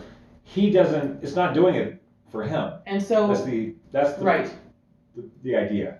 So whatever people, now I'd like to say whatever your feelings are about Hillary. I have feelings. Your feelings, a person's feelings about Hillary are informed by how many facts they know about her. Right. I like to think that if more people knew more facts about Hillary Clinton, they wouldn't like her as much. Well, it depends on what bubble you're in. You can have the facts, and if you're in a different bubble, then those facts may not land the same way. So, leaving Hillary out of the picture, very good. Bernie did all this work and has been consistently doing progressive equality work for like 40 years. Yes. I know a lot of my friends who love Elizabeth Warren were like, if there's going to be a progressive anyway, and we didn't get a woman last time, we should just get a woman this time. We had a black man, let's have a woman president. I understand the urge. Well, I think it's primal. I think it's, much like Barbie finally making black Barbies. Barbie is finally making black Barbies. Right. Like, the desire to be represented, black superheroes, black Barbies, black pop stars, black people winning Oscars. Like, the desire to be represented when you have been completely trampled upon and unrepresented is just as strong with women as I have seen with my friends in the people of color community. Right. And so it's just like, if we're going to be progressive, let's just take it one step further and just have Elizabeth Warren be president. That's a feeling. Yes. Right? But I'm talking about, What do you mean that's a feeling? I mean, that's the feeling. I understand that feeling. Right. Like, people felt that in the last election with Hillary Clinton. Mm-hmm. People felt that about with Bernie. Like, finally somebody who's not a corporate whore. Right. Finally somebody who's actually talking to me, not about me. Mm-hmm. That was the feeling. The Bernie bro was a smear that was started by Hillary Clinton's campaign. Okay. People who are in pain, people who are at the bottom of the barrel will lash out. And there are a lot of people who are suffering, and that's why we got Trump. Because a lot of people were suffering, and Trump was finally not a lying corporate. He wasn't lying. Yeah, well, he wasn't in the game. Obfuscating. He wasn't being political. He was just saying it like it is, and everybody was just tired of people not saying it like it is. Michael Moore said that he was a Molotov cocktail. That the citizens threw at the White House. They're tired of political crap. Bernie Sanders is not that, but it's like a different part of the disenfranchised who are a little more creative. They're not looking to throw a Molotov cocktail. I think the idea of Bernie Sanders being president for a lot of people is not, we want to go destroy everything. Right. It is the idea of maybe our system isn't so far gone. Let's rise like a phoenix from the ashes. So, like, I had, Joey Fortin, he's a guy I used to do, hey Joey, we used to do stand-up comedy together back in way back when. In the way back days. And he's like saying, the crazy comes from the Bernie side. And I think crazy is a relative thing. Crazy comes from starving. Yeah, when you're really suffering, you'll do crazy things. Yeah. And you'll act crazy and you'll be adamant because there's more at stake for the people who are at the bottom of the barrel. Some people went Trump crazy and some people went Bernie crazy. Well, right. So, I feel like, Bernie Sanders tried to encourage Elizabeth Warren to run in 2016. And she said it wasn't the right time. So he ran. Wait, say that one more time. Bernie Sanders tried to get Elizabeth Warren to run in 2016. Mm-hmm. And she decided it wasn't her time to do it. Okay. Because Hillary. Because she wasn't going to win against Hillary. She wasn't going to win it. So Bernie did it. Okay. And he changed the dialogue. He raised awareness and brought community to the disenfranchised. And he talked about the things that more people that are interested in. Yeah. Credit card debt or student loan debt, medical debt, access to health care, living wage, even though $15 is not a living wage, it's a step towards. Right. He changed the dialogue. Now everybody has to talk about the things that he's talking about. Whether he created the atmosphere where Elizabeth Warren could be taken seriously as a presidential candidate. Which is a great team effort thing to do. Yes, exactly. And maybe she'll be president someday. Right. So the idea of it being an old white guy versus the young lady, they're on the same team, but we're not seeing that. There's all this, and this goes back to our earlier stuff about online trolls. It's like people get their feelings hurt and they start creating divides where there are no divides. Right. They start creating teams where there shouldn't be teams. There should be a unified approach. So there is this fracturing of voters for Elizabeth Warren now. People are trying to make sure that they go with which I feel like running Joe Biden is elder abuse. Yeah. Elder abuse. That guy needs to go take a nap. He should go retire to a beach. He's not having a good time. He's not having a good time. And he's not going to be able to do it. He's not going to be able to do the job. And he's also, he has, his values, in terms of what he's been doing as a politician, are not democratic values. They're nowhere near what Elizabeth Warren's platform is. So my fingers are crossed for Bernie Warren. Yeah, if she decides to go and endorse Bernie Sanders, and she should probably do it before we start doing more primaries if she's serious about it. If she doesn't do it, it's going to hurt her reputation because she's burning the guy that helped carve a wider swath for her to walk down as a politician. You talk about this all the time. Yeah. You don't move the battleship in a hard right. No, you change your tack a little bit. A tiny bit at a time. Otherwise, the battleship will fall over. And it takes a tiny bit at a time. And it's satisfying to just scream sexism. Yeah, that's not going to help us. But that's not, the ship is being turned. Awareness is being raised. Community is being built.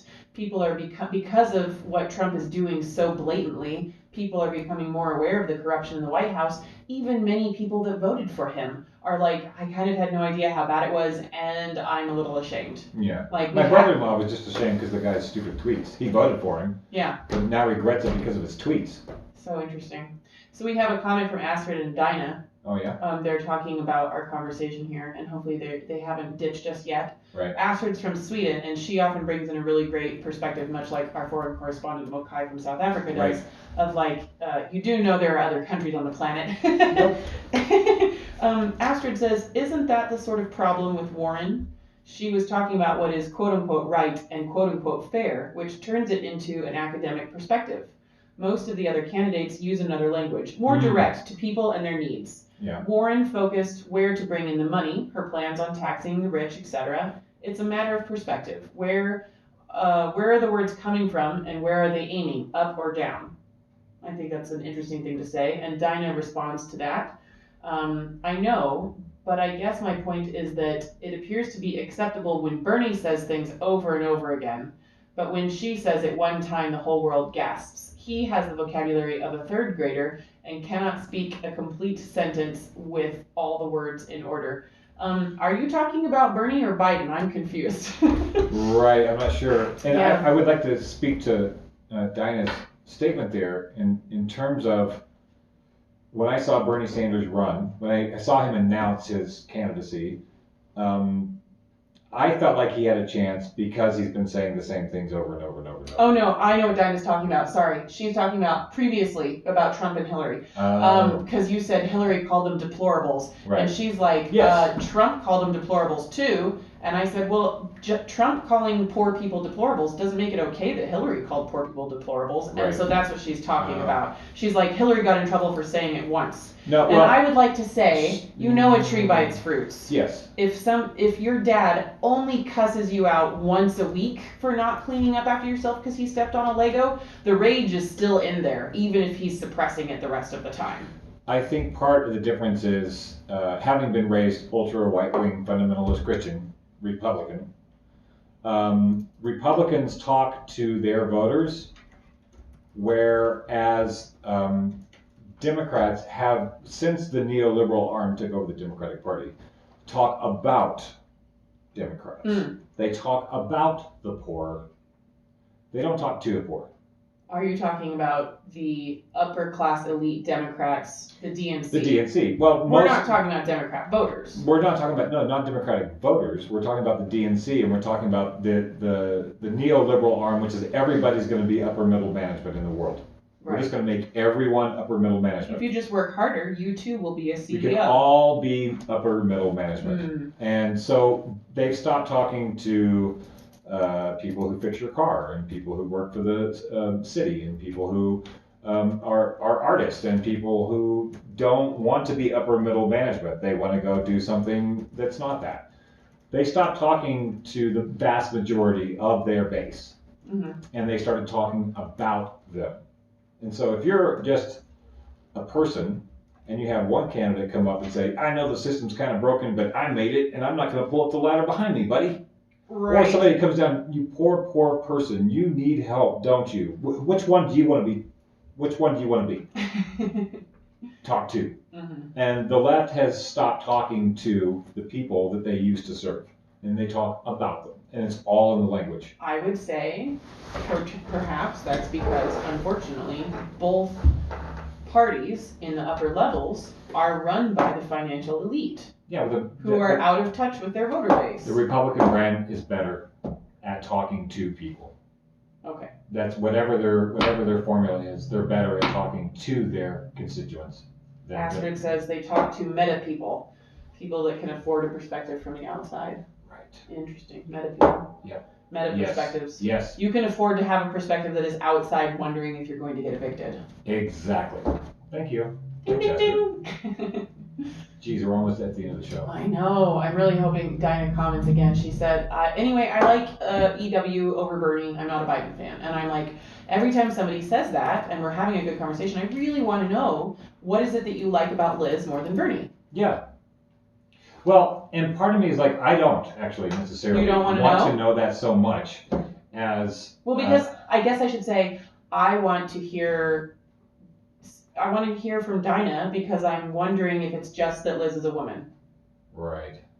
And I'm not being prescriptive because maybe there really is some policy thing that Liz has said that she likes better than the policy things that Bernie says. The one thing that Elizabeth does that I think makes her palatable to people who might be considered centrist is that she is willing to go centrist when pushed. She's willing, so like she wasn't going to take any money, and then all of a sudden she set up a super PAC and she said feminism. Right, which coming from my baby feminist perspective, my fledgling feminist perspective, I believe Elizabeth Warren's followers are excusing her going back on her word about super PAC money because it's hard to be a woman in politics. Sure, and that's the thing. That's fine. However, one of the key... Well, I mean, I think it's a bad use of feminism. I think it is too. I think it's an abuse of saying because I'm a woman I must. Because whether it's true or not, because in this election, it's all about class warfare. It's about people feeling like they're not, they don't have a chance to play the game, much less win it. And so it's about, you're going to take money, if you're going to set up a super PAC and you're going to take black money, dark money from people we don't know. Secret money that's going to influence your decisions. That's a major campaign issue. That's a huge problem. So if she suddenly does that, it's not just that she did it, it's the fact that that's why Bernie Sanders is popular. Because he's not. Because he's made that the cornerstone of his campaign. Is that I will get elected by you. Yeah. Not by somebody else. So how about, not that Liz Warren's listening to our show, but in my mind, if she feels like, okay, a super PAC wants to give me money. I said I was going to take money from secret corporations that might influence my decisions. But I'm going to do it anyway because it's hard for women in politics. Mm-hmm. And I'm going to disclose who gave me the money. Yeah, disclose who gave you the money. I think that would be a good solution. Maybe it's Patagonia. I don't know. Right. Right? Just disclose who gave you the money, and then we, your potential voters, don't have to worry that we're going to vote you in and someone's going to buy your decisions. Yeah, it's concerning. Dinah says her problem with Bernie is that he wants to give it all away for free without having a plan of where it will be financed from. I'm not sure if that's the case. I mean, I've seen Bernie's plan. Mm-hmm. We have a graph. We can post it in the comments. I can't post graphs. We can post it on the page. We'll share. Post. Yeah, we'll find there is. I mean, and this is kind of what we were talking about at the very beginning of the show, is that you can actually find Bernie's plans. Yeah, he has a plan For financing. Is it viable? I don't know. But Liz's plan viable? I don't know. Will the Senate let either of them do anything? Right. But the plans are there. Bernie just keeps saying the same thing because those are the issues we need to talk about.